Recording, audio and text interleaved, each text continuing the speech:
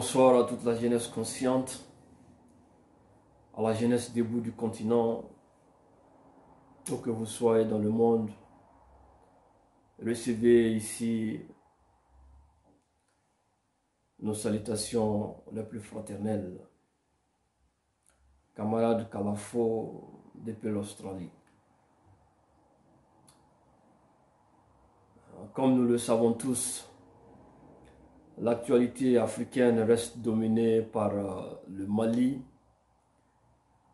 la célébration de la victoire d'étape du peuple malien, de notre peuple. Je parle de victoire d'étape car il reste beaucoup à faire pour relever le Mali. La jeunesse malienne vient de prouver à l'ensemble de la jeunesse africaine que quand on est solidaire et debout,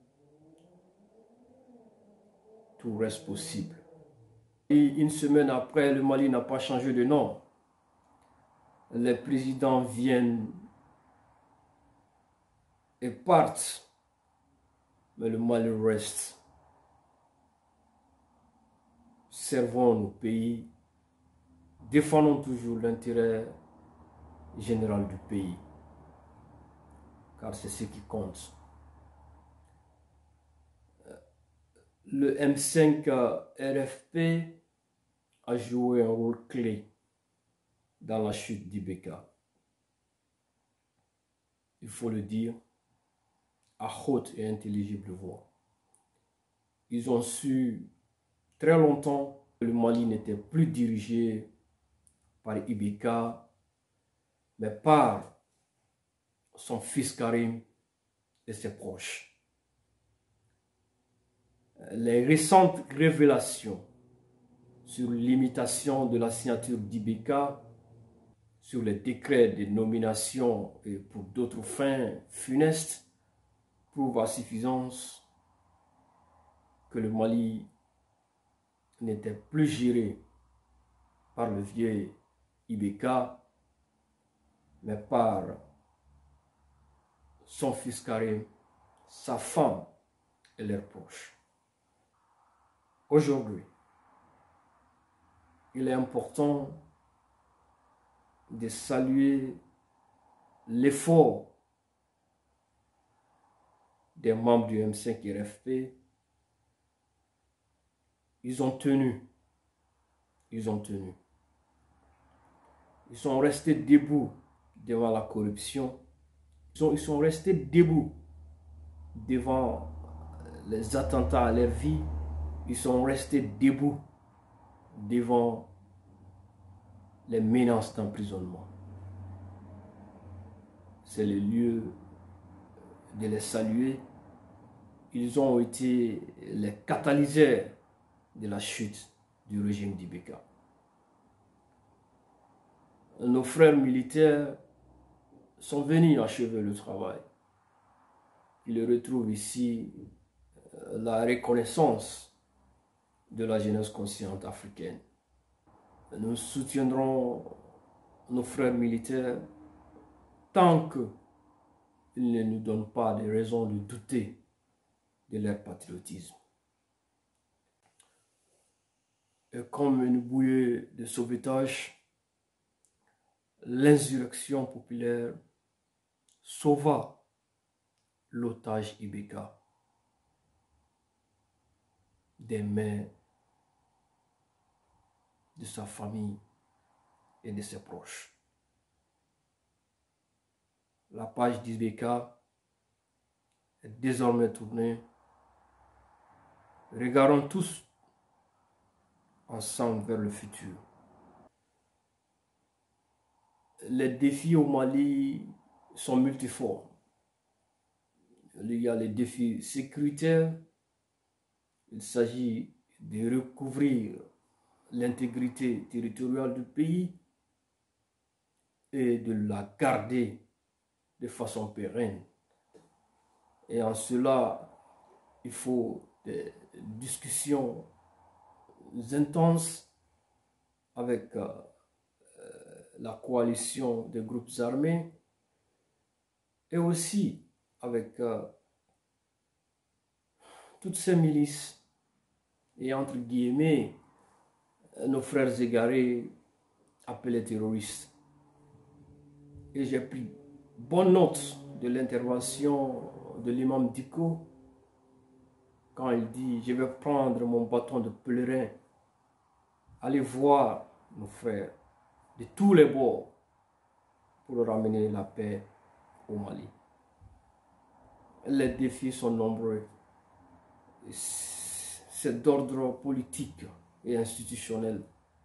Il s'agit d'auditer le fichier électoral et de la création d'une commission unique de gestion du processus électoral.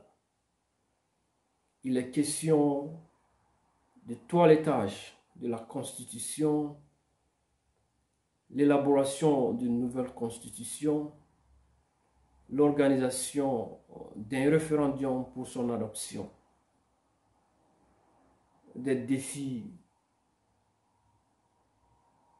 économiques, car il s'agit là, pour un nouveau départ, de revoir les accords de coopération, surtout dans le domaine économique, pour que le Mali puisse réellement gagner au niveau du commerce international.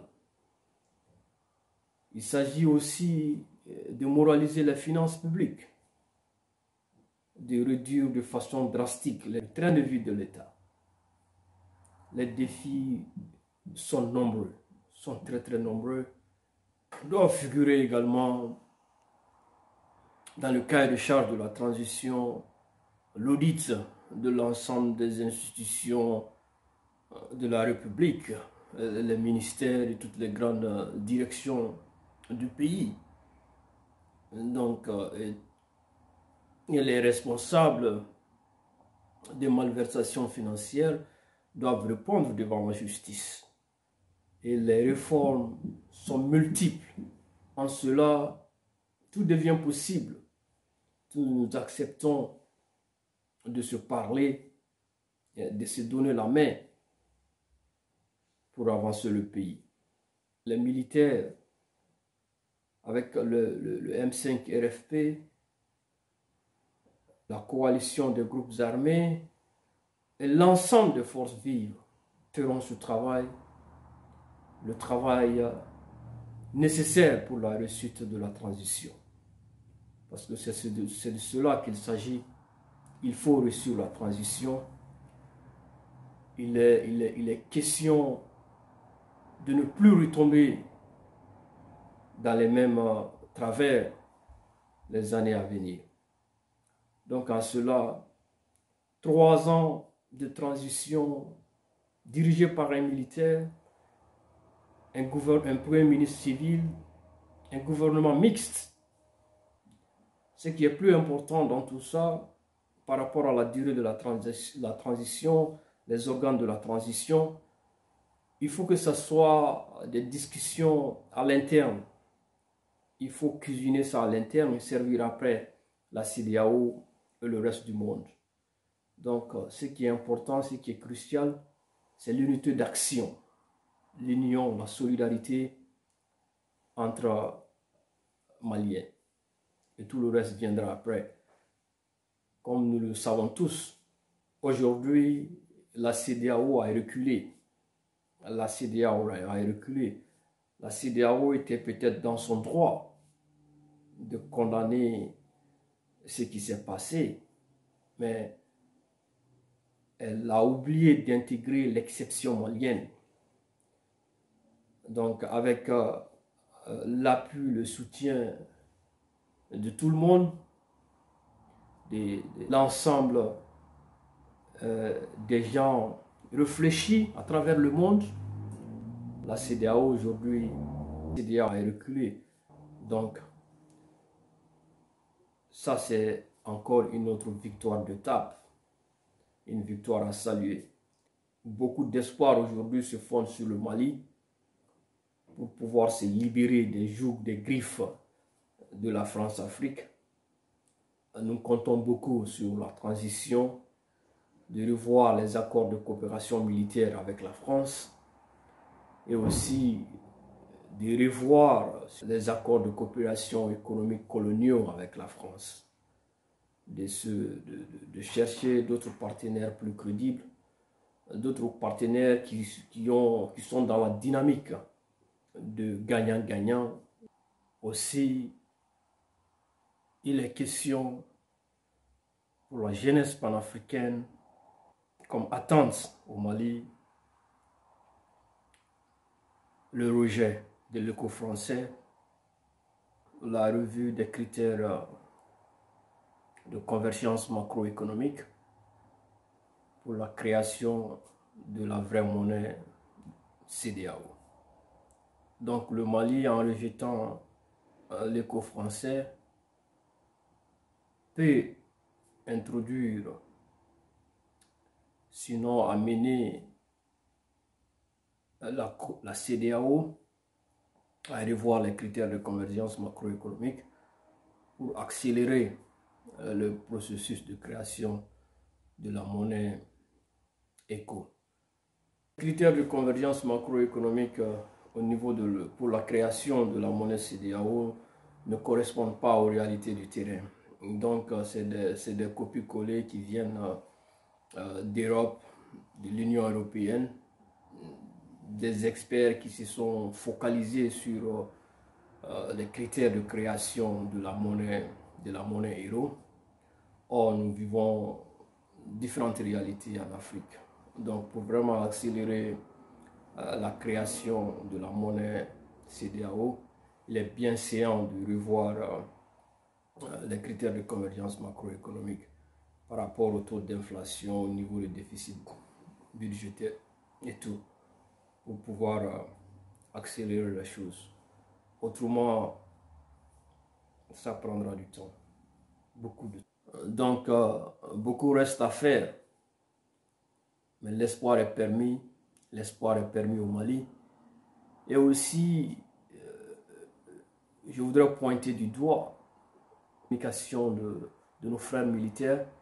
C'est important de mettre la presse nationale au cœur de votre communication. C'est un aspect très très important. On ne peut et on ne doit aujourd'hui accepter que la presse internationale, surtout RFI et France 24, vole la vedette au nôtre. Donc il faut revoir ce côté-là. Dans tous les parlant d'autres sujets, toujours dans cette sous-région, il y a le forcing du troisième mandat d'Ado. Nous avons assisté à beaucoup de manifestations à travers toute la Côte d'Ivoire. Et nous le savons tous que au sein de la CEDEAO, le troisième mandat d'Alassane Ouattara et celui d'Alpha Condé ne passent pas. C'est peut-être le moment à la CEDEAO de se donner une certaine dose de crédibilité, de revoir le protocole pour la démocratie et la bonne gouvernance et de dire les 4 vérités à ceux qui cherchent à faire le forcing. C'est le moment peut-être d'agir avant que les choses se gâtent. Donc nous suivons de très près la situation en Côte d'Ivoire. L'autre président, on le disait, le président du Niger, Issoufou, il disait que lui ne voit pas la nécessité de briguer un troisième mandat. Parce que quand il regarde dans son pays, plus de 22 millions d'habitants, il dit qu'il ne peut pas. C'est peut-être fou pour lui de dire qu'il est indispensable. Donc, nous trouvons que ça doit s'appliquer dans tous nos pays. Après 10 ans du pouvoir, si vous ne voyez personne de crédible, personne pour continuer avec le travail, ça veut dire que vous avez vous avez échoué. N'ayons pas peur des mots, vous avez échoué. Donc, et nous suivons les pas de la CEDEAO par rapport à tout ça. Donc, chers camarades, restons debout, que la solidarité panafricaine continue autour du Mali, qu'on se donne la main pour épauler nos frères militaires, l'ensemble des acteurs de la vie politique au Mali pour une réussite de la transition, toute chose qui remettra le Mali sur orbite et toute chose qui donnera de l'espoir, beaucoup d'espoir aux autres pays. Ceci dit, union gagne tout, division perd tout. La lutte continue. Oui, la lutte continue. Vive le Mali debout pour d'autres victoires. Vive l'Afrique insoumise. Dieu veille. Camarade Kalafou.